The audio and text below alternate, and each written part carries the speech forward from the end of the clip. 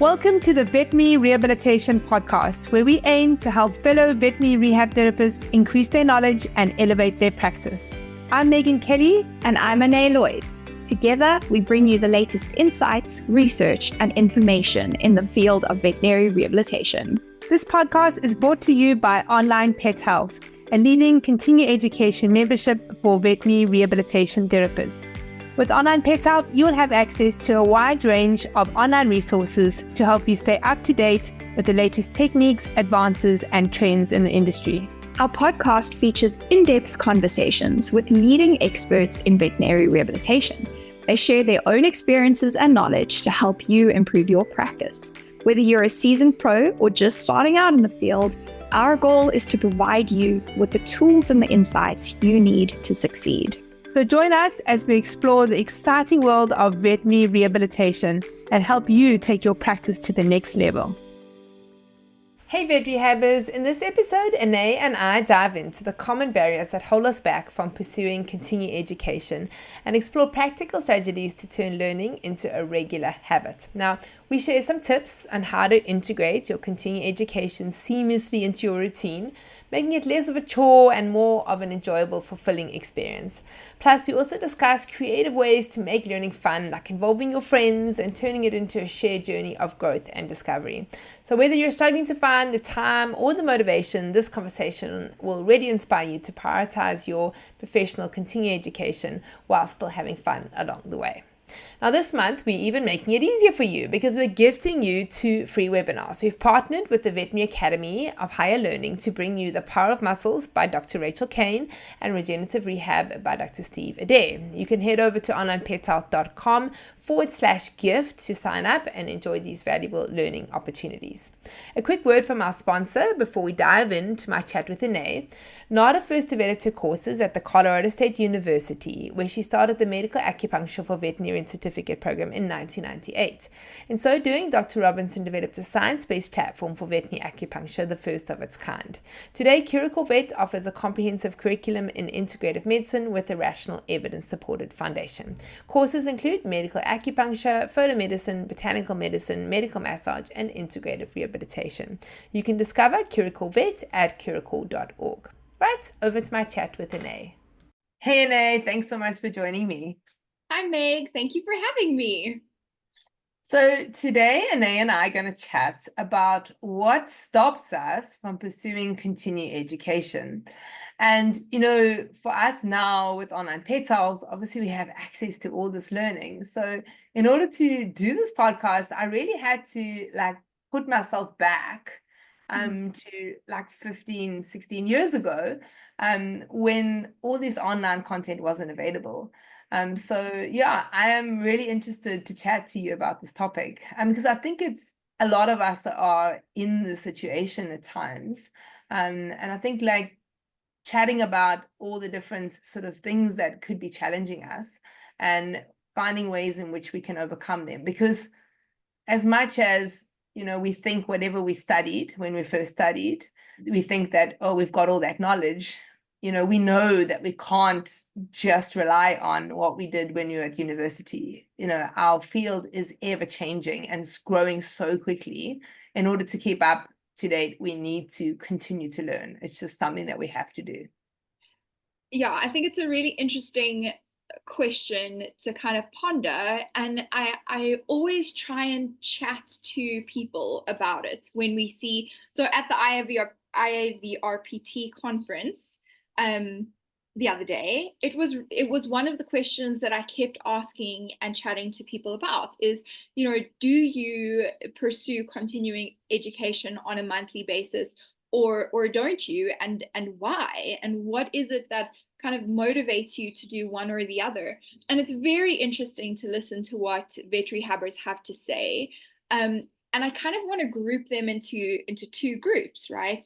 Some are continuously pursuing education. They're really passionate about growing themselves and learning, and they don't have excuses, right? There are times when they won't be engaging with webinars or online continuing education, but they are periods. They're not their habit. They're not their normal. And so these guys take every learning opportunity that they can, and they do the most that they can with it. And then there's another group of people, of practitioners, who are too busy.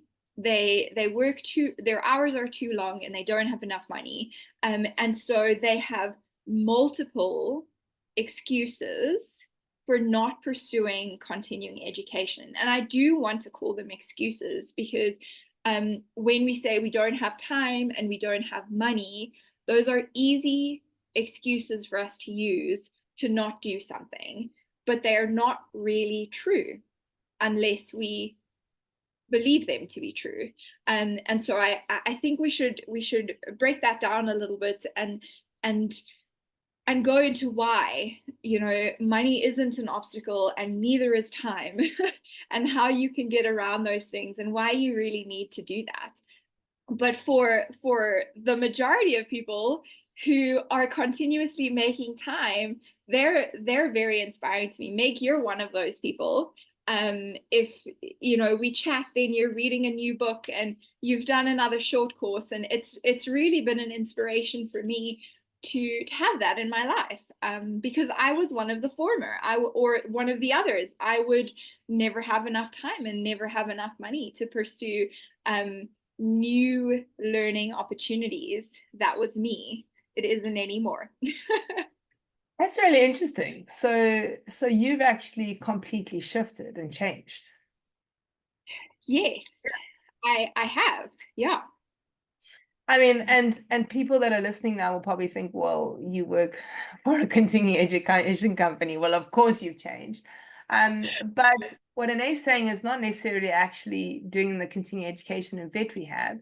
So Ane does other learning. So she learns how to write better and all these other things. So she's just improving herself all the time. Now, if I think for myself, I've always been that never stop learning, just lifelong learner. That's just always been me. And I think it might be a little bit of a personality type of thing. And then maybe you can resonate with this a little bit. I don't know. Like, I am that A-type personality. I like to be the best, and everything must be perfect. And my husband actually said to me, I was like saying this morning, actually, interestingly, and my little one, who's 3 now, she was just like, everything had to be perfect. And I was like, oh my gosh, she's such a control freak. And then he just looked at me and he was like, I wonder where she gets it from. And then I was like, yeah, it probably is from me. So I mean, for me, just with my learning, with my practice, like who I am, I've always been striving to be the best that I can be. And for me, like, my confidence levels, when I have knowledge, I feel more confident. And that used to make my work better. When I was confident, I didn't like that feeling of not knowing what to do, or feeling a little bit out of my depth. And, that happens in any profession. So when I was a vet, you would get a case that you haven't seen before, or maybe only seen once before, and then what's presented to you looks very different, and you feel out of your depth. I didn't ever like that feeling. So for me, the only way to prevent having that feeling was to gain as much knowledge as I can, and to be like the best that I could personally be. Not maybe the best in the country or the best in the world or whatever, in just the best that I could be. And so that's really where the drive for me is to keep on learning, is that I like to be confident, and I don't like that feeling of being out of my depth. I love that. It's something I've actually been thinking a lot about, because like, what is the driver for me? Because yes, I like to be good at things, and yes, I like to do things well. And I think I do. If I do something, I do it well. But it's not so. There is like a tipping point for me where done is better than perfect, and I won't let myself get into the state of overwhelm or high stress just because I don't have all the answers, or I can't. So there's kind of, it's a tricky one because they're in opposition to each other, right? It's like if everything has to be perfect and it has to be done right, that can become very stressful very quickly because the to-do list gets longer and longer and longer, and the time that it takes to be perfect is a lot. And so where do you draw that line, right? So I try and prioritize the things that need to be the best and the things that need to be done, and then focus my energies appropriately.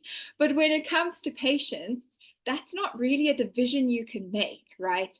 Every patient deserves the best of you, so you can't prioritize patient polyradiculoneuritis over patient cruciate disease. It doesn't work like that.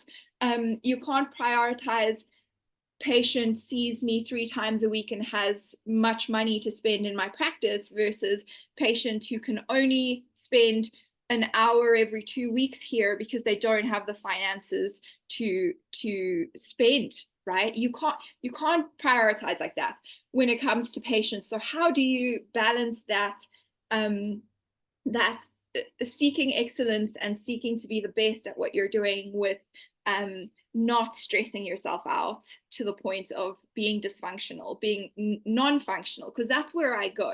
If I go too far into that, everything has to be perfect, I become non-functional because it's too stressful. It's too much pressure for me to be able to do anything well.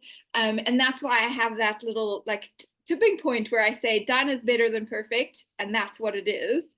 So it's really an interesting thing to play with. But I do, if I feel like a skill can be improved, I figure out how to improve it. So like you said, I take short courses in writing, in illustration, in animation, in social media content creation, because these are things that I am good at, but I could be better, or I don't have enough knowledge, or they're constantly changing and I need to be sourcing more information.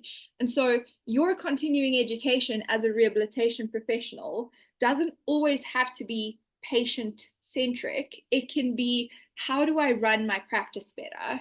And so I think for me, what is the thing that's causing you the most stress and anxiety? And then how do you upskill yourself to reduce that stress and anxiety, right? Is it that you're going to take a business management course, a team management course, a communications course, a conflict management course? Are you going to upskill your computer skills so that you can invest in some software to make your life easier? How are you gonna, what is the thing that's causing you the most anxiety? And is that worth spending more time on so that in the long run, you can be better at it and spend less time on it? I think that would be where I'm going with that. Yeah, I think what you said is actually so interesting because, you know, you say like, what is causing you the most stress? I sometimes think that people don't slow down enough to actually know that. They just are on the hamster wheel, just going, going, going, going. And it's, and vet rehab therapists, we have a hectic life. Like I recall when I was back in practice, and it is long hours. It is like, there's so much to do, so much admin to do with such little time.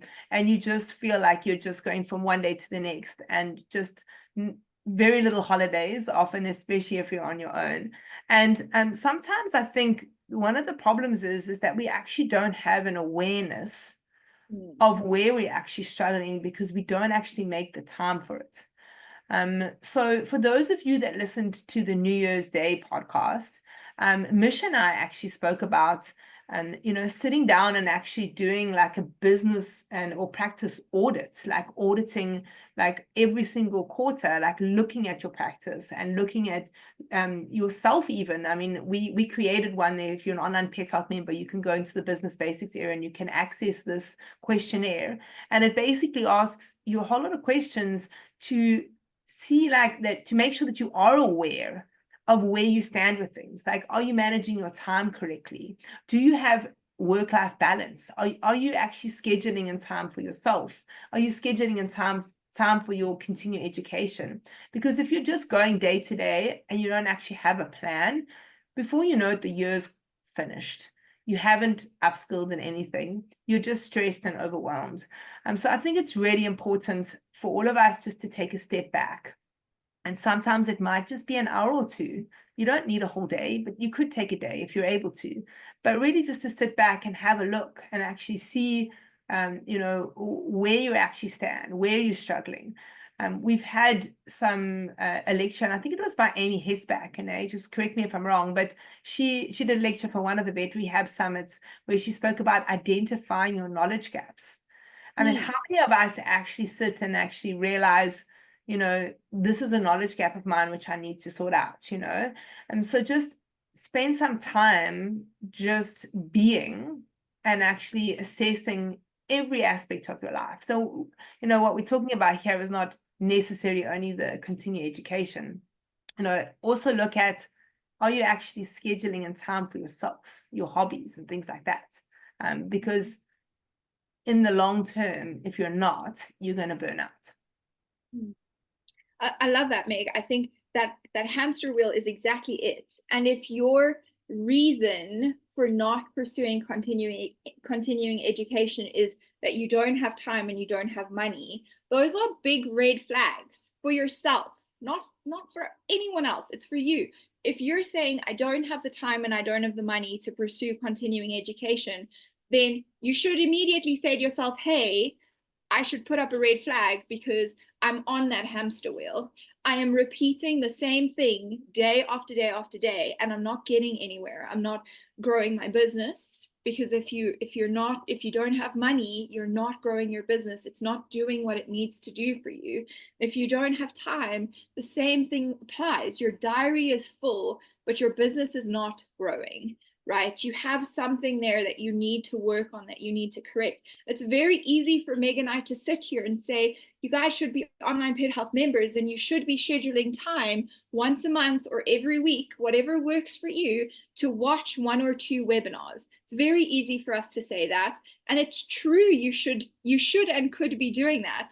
But it is about the mindset of, where can I improve myself? Where are my gaps? And it's not necessarily in your vet rehab specific continuing education. It can be in your business. It can be in your personal life. It can be in many different areas. And it's about identifying that and then creating this mindset of learning and of continuous growth, right? Never stop learning.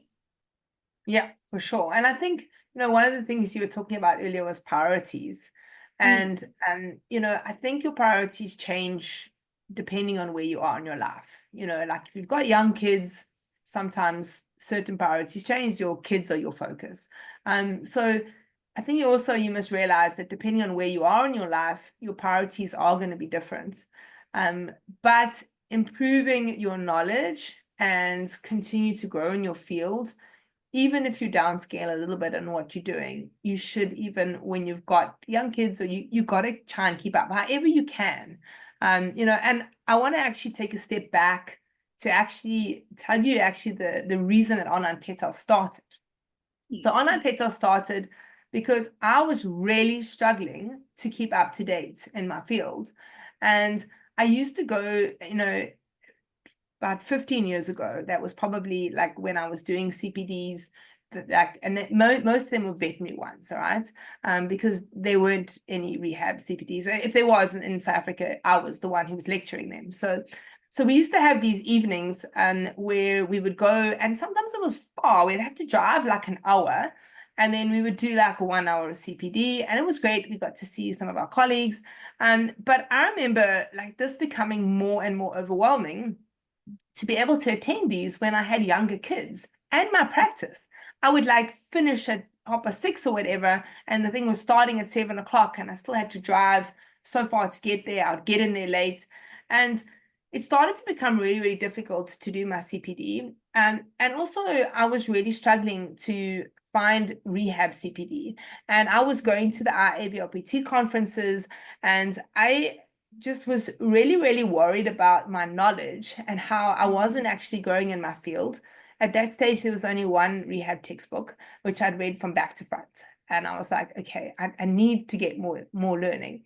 And the way that Online Pet Health actually started was Matt Brunke. A lot of you will know him. He's one of the Online Pet Health lecturers. He sits on the IAVOPT board with me. And at one of these IAVOPT conferences, I recall there being a kinesiotaping workshop. It was a wet lab. And at the time, I remember really, really wanting to do it.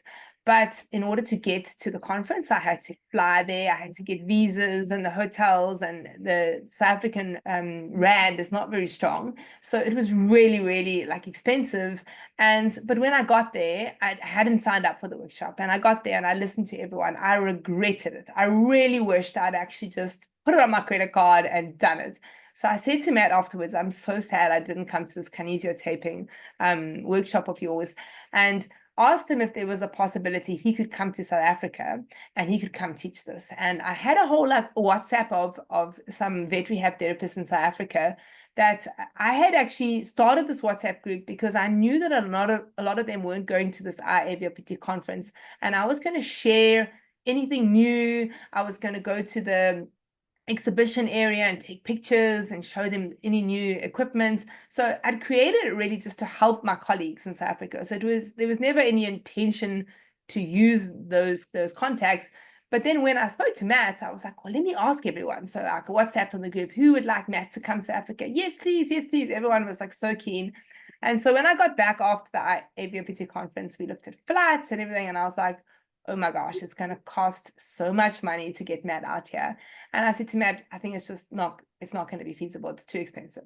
So Matt was like, well, I could do it as a webinar. I've done a few, and he'd probably done like 1 or 2 webinars before this. And I'd actually lectured to some Australian vet nurses once on a webinar, just one before. And so I said to Matt, okay, let's do it. And I went in and like Googled like how to host a webinar, and this company, which no longer exists now, called Webinar Ninja, came up. That was the very first one. So I just clicked on it and I was like, okay, I signed up for a month. I remember it was like $59 or something for the month. And I signed up for a month and I thought, okay, he's got the lectures and everything prepared. And I said to everyone on the group, this is the deal. Like, we're going to do this on a webinar. He needs to do it. It's 2 hours, 2 different, like 1 week. And then the next week, I think actually might have done one. And then the next day, I don't think it was weeks apart. It was like 1 day and then the next day. And I just added up Matt's fee, the webinar fee, and I divided it amongst all the people. And I said, let's do it. And for like a really affordable price, we got this amazing education online, which I was able to do in the evening when my kids were sleeping. And this was like, this is awesome. Like, we're going to just carry on this. And I was thinking, though, not ever that it was going to be a business. It was going to be, for my continuing education and any of my colleagues in South Africa who want to join in and learn too. And we finished that one, and then everyone said, oh, what's the next one going to be? And I remember like contacting Dave Levine, and I was like, Dave, can you do a webinar for me? He was like, yeah, I can do something on the shoulder. And so I WhatsApped everyone again on the group, and I said, yeah, Dave Levine's going to do one on the shoulder, who's in? And everyone was in. And then I had a few people say, can my friend join? And I've got somebody else who would like to join. And then somebody said, I've got somebody in Australia who would like to join. And someone said, I've got someone in London who wants to join. And I was like, yeah, sure. And so we just, and I'd already then sort of worked out the fee, and all these other people started joining. And then I actually made a little bit of money out of it. When I say made of the money, obviously it was a lot of effort and time that I was putting in. So it probably paid for my time. And after that, everyone said, oh, this is awesome. Like, I am learning every single month. It's not taking up loads of my time. They had access to the recording. So some people who couldn't make it were able to learn on their own time. And for me, it was the same. I was like, this is great. Like, I am missing out on all this traveling. I get to just sit there, do the hour. I get access to the recording so I can watch it in my own time when it suits me. This is really great. And I'm getting all these amazing people in rehab that are teaching me. And everyone in the group said, can you organize it for the whole year? like one webinar for the whole year, so that we can just plan out and we can budget exactly for the whole year. And we know that we're going to do one every single month. And can you just give us a fee that we pay every single month and we can budget for it? And that's literally how Online Pet Health started. So it started from a need for myself, for my colleagues, and literally has changed my life with regards to learning. And I think, for people that have got young kids who have busy lives, to be able to learn and be able to do it flexible and be able to do it in their own time, this is really what we strive for. And so, out of a need for myself, a business was born. And for us, at Online Pet Health, all we do is try and make it as convenient as possible for you guys to be able to learn. So we're here today, obviously discussing all these things that are holding you back. If you ever have anything that that we could do to help you, please always just reach out to us. We're here for you. I love that story, Meg. I love it every time you tell it to me. I've probably listened to you tell it, I don't know, many, many times. And I just, the things that I love are that, it highlights the kind of person that you are. Like you just said, tell us what you need and we're going to help you. And I mean, I've seen us do that time and time again, right? It highlights to me like the way that you are able to take opportunities and to make something out of it. And again, I've seen you do that over the years, over and over again. And there's that difference between us again. I'm the kind of person who it's easier for me to find the obstacles and the excuses, and why I shouldn't take an opportunity. And for you, it's easier to take, I don't know if it's easier, but you take the opportunities more easily than I do. And I think that is really important for us to realize, right? Because Meg, you were able to look at what you needed, and then you were able to look for a solution. You needed to identify that problem, and then you needed to do something about it. And if we're in that constant space of, I don't have, right? I don't have the time, I don't have the money, why would I do this? Why would I spend my time on that? If that's what we're focusing on all the time, then we're unable to take the opportunities in our lives that present themselves. If we shift how we look at the world and we shift it to this idea of, where can I be better? Where can I change things to give myself more time? Where can I change things to serve others in a new way, right? And think about your clients. How else could you serve them? Is it creating that 12-week cruciate rehabilitation program, or the 6-week arthritis program, or is it putting together a weekly Dachshund support group? How are the ways that you can support your clients in addition to what you're already doing? And that might feel, the first time that you bring the idea up, it might feel like, oh gosh, I'm going to do more, right? I'm just adding more to my plate. But what you're doing is you're creating opportunities and you're creating new ways to serve. And the more you do that, the more you're actually going to have the opposite effect in your life, in terms of you're going to create more income and you're going to create more time over the long run. And so it's worth looking at those things, and it's worth asking those questions and having those times of introspection where you're like, hey, what can I do? What can I change? Where am I stuck? Guys, if you're stuck, you're stuck. Okay? Don't get stuck. Unstick yourselves. Doesn't matter where you're stuck, unstick yourself. So I think those are the kind of thoughts that story brings up for me. It's very inspiring. Thank you, Meg. As you're talking about this, and I think about myself and think about how am I one of those continue to learn kind of people, like lifelong learners. And I think it comes down to habit. So, one of the things is everything, if you think about it. Like, let's say if you're going to exercise, what's the easiest way to exercise? Not just, okay, now I'm going to exercise. You say to yourself, on a Monday, Wednesday, Friday, I'm going to the gym. And I'm going to go at 5 o'clock in the morning or 4 o'clock in the afternoon. You have a plan, right? You have these you schedule it and you say, that's what I'm going to do.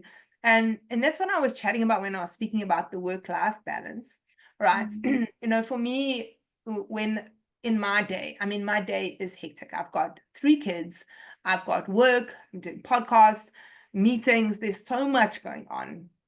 What is always very important for me is on a Friday afternoon, I block out time for learning. That's it. That is my learning time. Sometimes I don't do as long as sometimes I'll sit for 3 hours and I'll learn. Other times it'll just be half an hour, but it's always scheduled in there. And so what happens is when somebody says that they can have a meeting on Friday afternoon, unless like they really, really can't and I have to move some things, I'll just be like, no, like I've got an appointment then, or I've scheduled something there. I'm not available at that time. And I think this is one of the things where us as vet rehabbers are not strong, because we find it really hard to say no to people. And I think back in the early days of when I had practice, I would just say yes, yes, yes. So I would schedule in, for example, to go to gym, or I go schedule into exercise, and then a client would phone and I'd say, yes, sure, come in. And I would, I would say, no, don't worry about that. But that client probably could have been seen tomorrow. But just because I wanted to please them, and I'm one of those yes kind of people, I would see them. And I really changed my ways as, throughout the years now, and as I've had business, I've changed the way that I do things. And the first thing that I want you guys all to do is to schedule in your own personal time. So whether it be for exercise or for your hobbies and things, you don't have to go crazy, but just schedule something in. That is your time, because that's where you get the work-life balance. And then what you're going to do is you're going to go schedule in when you're going to improve yourself, whether it is reading, improving your practice, doing continuing education, but you have to schedule it in. Like if you think like you're just going to do it when I feel like it or when there's a chance, I promise you it's not going to happen. You're going to go through a whole month and you're not going to have learns. And it doesn't have to be on every single week. You could do twice a week. You'd say, I'm taking this afternoon off, or this evening I'm not watching Netflix or cable TV or whatever you watch, and I'm going to do some learning. Because it's really easy just to get into this rut of just, and then you say, oh, I really should have, and I didn't. You have to schedule it. That's it. When you schedule things, they get done. And it actually comes down to your priorities, So if you say to yourself, this is important to me, this is important to my profession, this is important to my practice, important to me because I want to have knowledge and be confident, then you can say to yourself, okay, well, this is so important that I actually need to schedule this. So I want to add something there, because again, there's a difference between you and me here, right? It's like, I think you thrive on doing things that are hard and challenging, and I don't. So for example, you brought up exercise, okay? And let's say we make a commitment to ourselves. I want to exercise. I'm going to wake up early in the morning, and 3 or 4 times a week I'm gonna exercise. Right now, I have been wrestling with this the whole year. That's been what I've been telling myself. I put it in my calendar, I put my alarm on, I had affirmations, I did all these things, and yet I stayed in bed. Okay, then I changed my mind and I said, all right, I hate running. I hate it. I hate it. There's no other way to put it. Okay. But I want to do it and I need to do it and I'm going to decide to do it. So how am I going to do this? Right? How am I going to change my mind around it? And I did it by changing my goal. Okay. So instead of saying, I'm going to work up to running 5Ks, I said, I'm going to run for 20 minutes and I don't actually care how much of that 20 minutes I'm actually running and how much I'm walking. What I want is I want my heart rate up and I want to be sweating by the end. And if I've done that, I don't care how much I walked and I don't care how much I ran. I did it for 20 minutes. I'm sweating and my heart rate is up. And when I did that, I started pitching up for myself. I wake up in the mornings and I go running at least 3 times a week. And have I increased my distance considerably? Not really. But am I sweating every morning? Yes, I am. And on the mornings when I don't go running, because the reality is I have 2 small children, sometimes they wake up early with me and then I can't leave the house, or I'm, bottle feeding a goat and sometimes she wakes up too early and then I run out of time to go running. Then I'm like, okay, well, I will instead of going out for my run, I'm going to run some laps outside in the garden, up and down, where my child can get in my way and be a part of it, right? Because he's too small to go with me. And I live on a farm, so a pram is not a thing if you're running through the field. So he can come with me, and I run laps in the garden, or I do yoga, which I actually really do enjoy. So I'll do a higher intensity Pilates session or a lower intensity yoga session, depending on how I feel, because my goal is I want to enjoy what I'm doing. If I do it for 20 minutes and I break a sweat, I've achieved my goal. Doesn't matter how high intensity is, I just want to enjoy myself. And when I shifted that, I started pitching up and I started doing it. And now I'm consistent, and I've been consistent for more than 3 months. And I'm like, great, right? So how can we bring that same thing to continuing education? Because let's face it, not all of us like to sit and watch webinars, but I do have some ideas, and I do have some things that I've been sharing with our members from these conversations, right? So the first one, and this one I love, okay? If you're in a team, if you have a team, so Ramsey Rehab has 4 or 5 staff members that work in the practice, okay? It's so easy for us to work past each other. Even if we see the same patients, okay, maybe today I see this patient and next week you see the same patient. Even if we're seeing the same patient, we might very rarely take the time to have conversations and to touch base unless something goes wrong, right? So the first one that I love is that you schedule time to sit down with your team.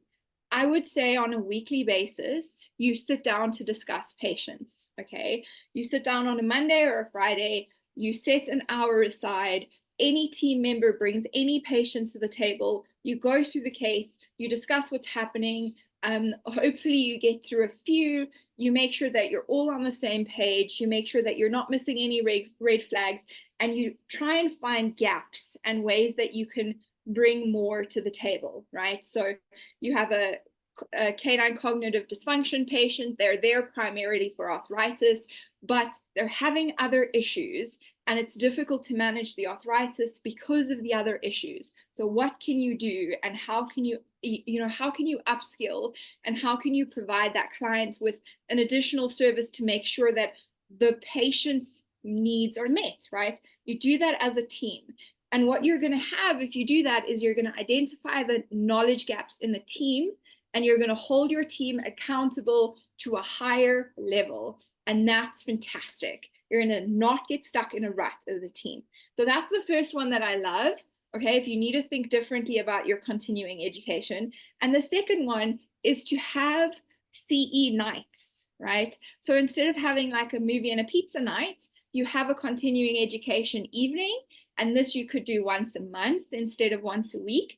You get your whole team together. If you don't have a team, create a group in your area of similarly minded professionals, and you have an agenda for the night. So let's say you want to go into some photobiomodulation, continuing education. You pick your topic in the group, and you pick 1 or 2 webinars on the topic and a research refresh. You get pizzas, you all sit down together, you watch the webinars, you discuss them. This is really important. Discuss it, have time to go through the things that you've learned and figure out how you're going to incorporate into your practice, right? But the important thing is, how do you make it fun for yourself so that you're not just doing something that you don't like, you're taking something that you know is important and that you can find enjoyment in, right? What is the thing about it that you don't enjoy, and how can you change that? And then find a way to make it fun. Pizza and chocolates and great company, time with your friends, honestly, that makes it fun, right? So that's one of my ideas for how you could change the way that you think about it. And it's going to give you the time, if you do that, it's going to give you the opportunity to find the common challenges that you're facing. Again, whether you're doing that in your team, so you have a practice with multiple members, or if you're doing that as a group of solo practitioners. Like if you are a solo practitioner, you work for yourself and you're alone, this is even more important. This is so important to surround yourself with a supportive community that you can touch base with, that you can, brainstorm, share your challenges, share your frustrations, and find ways out of that. Because we don't want to be stuck in, this is wrong and I don't have this and I don't have time. You want to find your way to the other side of that and to the solution. So there are some ideas. I love it. And, I think some people need accountability. Like they need a person there to help them do it. There are other people that can just, like, I'm one of those people who can just do things. I'm motivated enough to do it on my own. Other people need an accountability partner. They need someone. So also just finding a colleague that, even if it's, say you don't have to meet up, you can even just talk on the phone. Say, tonight we're doing this, tomorrow we're talking about it. And one thing I want to say, like what you were saying, about your running, thanks for sharing that. And I just had these visions of you just running around the trees, tables outside. But I do. I pick 2 trees and then I run between the 2 trees. Yes, that's what I was thinking. One thing, with when you do schedule something and something goes wrong and you're not able to do it, the best thing that I find is, even if I just do 5 minutes or 3 minutes or whatever, just still do it. Because if you get into the habit of like, oh, I can't do it now, then that's what happens. So like, if you just did 3 minutes of CPD or 5 minutes of CPD in that time that you scheduled, even if you didn't do the hour, at least that's something, okay? And it'll still keep you in that habit forming, and you'll still, and it'll get your mind going. You maybe just read for 5 minutes.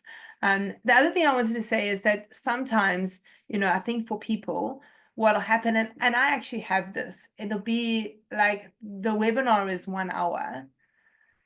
I don't have 1 hour. That's overwhelming or whatever. Then you might think, so I'm not going to do it. But you can just break it up. So say, I'm just going to listen to the first half an hour of it. I'm just going to do half an hour, or I'm going to do something shorter. So try and, if the 1 hour is just too much, try and break it up into sections. And then some other tips and advice, which, what people do. And I know this is really something that where you have to have 3G or 5G on your phone. But I know, like Donna Sidebottom, what she does is she actually live streams on her phone and listens to the lectures as she's driving. So trying to find ways in which to fit this in when you have got such time constraints. And I actually sometimes, when I'm preparing dinner, I will actually have my screen up there and I will actually be listening to webinars where normally I might listen to music or something like that. So finding other times in which you can get to learn. I know sometimes you need to sit and really focus. It depends on what type of CE that you're doing. But I'll often just listen to it and then I'll sit down again, or I would have watched the webinar already and I think I just want to go over that again, and then I'll play it while I'm chopping vegetables and things like that. So I think really finding the times that it can work and how is it going to fit in with your schedule. So don't always think that you have to sit down at your computer and do it. Try and find ways in which you can fit it into like your everyday life, if possible. And then the other thing I wanted to just go on is that knowledge gaps. It's just identifying, like, choose topics which like are really going to impact on your professional growth and your practice, instead of just randomly doing things, because that's really when you grow. So it's fine just to watch a whole lot of webinars, but it's more intentional to say, okay, I'm really struggling with this. And one of the areas where I really find my knowledge gaps is actually by watching webinars. So I'll watch a webinar and then somebody will say something, and then especially when you're in lectures, live lectures, and then I'll be like, oh, do I really know what that is? And then I'll think to myself, nobody's asking a question about it. Everybody else here knows about this and I don't. And then I'll write that down. I'll be like, I got to learn more about that. So sometimes just in watching webinars, just if you're aware when they say a word or something, or they say something, you think, I get it, but I don't quite get it. That's actually a knowledge gap of yours that you can then go dive into. And obviously on the Onlinepethealth membership, we've got a search function. So you can search whatever topic that you need and find that learning.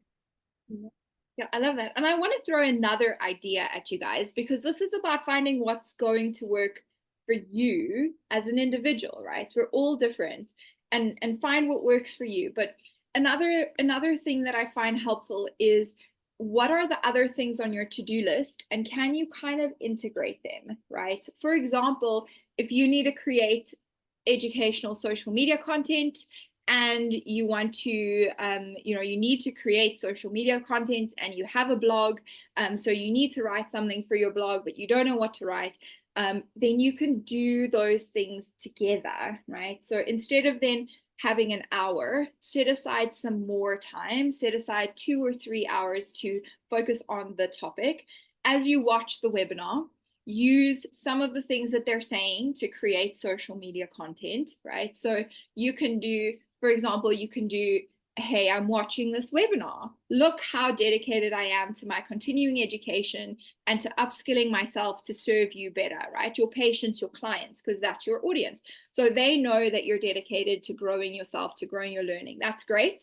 Then you create some educational posts for them, maybe 2, maybe 3, maybe 1, it depends on you. And you say, hey, hip dysplasia, something about hip dysplasia. Hip dysplasia is a laxity issue, not a whatever.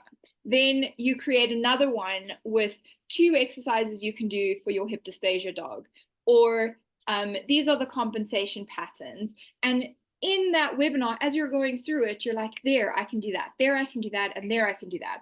And there you have 3 or 4 social media posts that you can schedule over the next month, and bam, tick, that's done, that's off your list. So now you've used that time to do something else as well.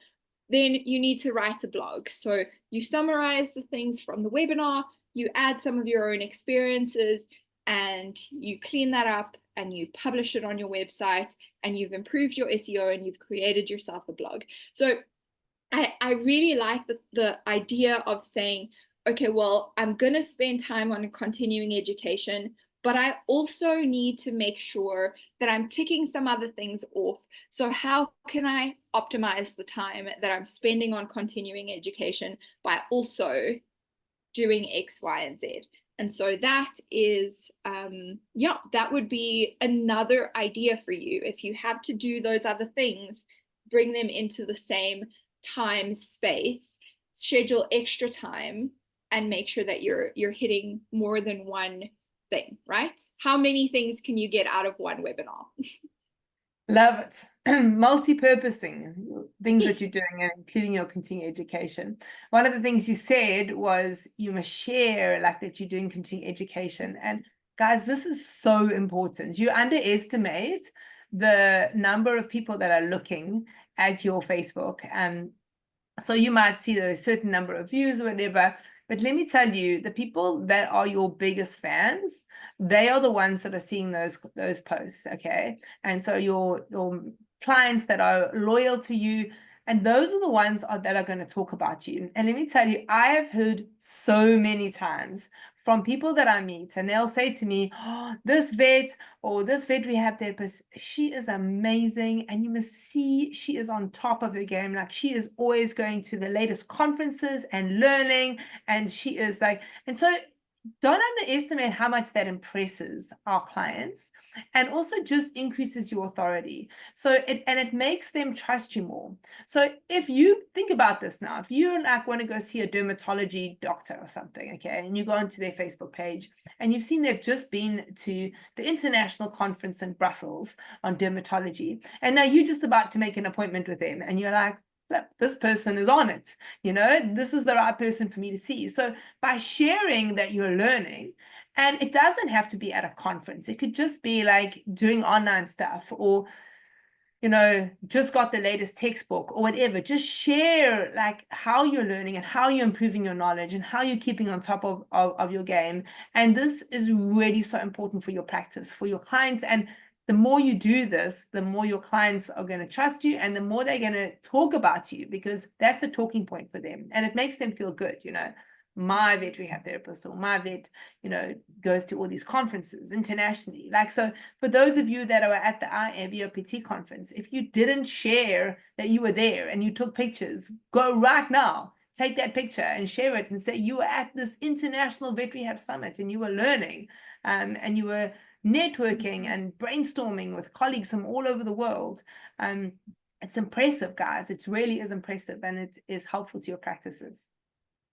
Okay, so I think we have shared some good ideas, and I think there are even more good ideas out there. So I do want to ask you guys, I really love hearing what works for you and what are the stumbling blocks that you have, right? Another thing that someone else was doing, right? She doesn't have clients in her consults. She treats her patients without clients in the room.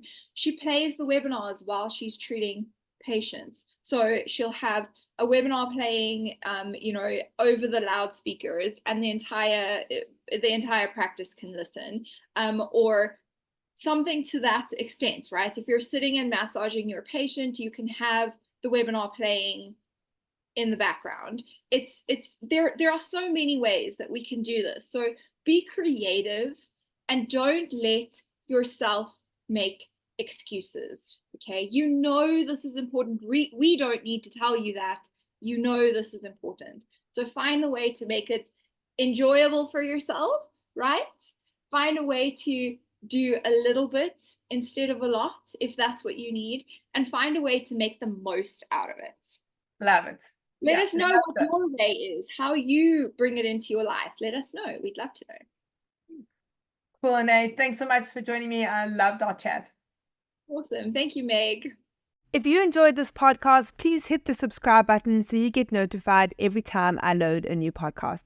I'm here every week talking to vet rehab therapists from all over the world about all things vet rehab. A big thanks to our sponsor, Curacao Vet. Their sponsorship allows us to be able to give this podcast to you for free, so please go and check them out at curacao.org. Please also don't forget to bookmark the next Vet Rehab Summit. It's on Saturday the 8th of November in 2025. Come and be a part of the world's largest online veterinary rehabilitation conference created specifically for you, the vet rehabber community. Online Pet Health members, you get VIP complimentary access to the Vet Rehab Summit. For more information about continuing education for vet rehabbers, you can go to onlinepethealth.com.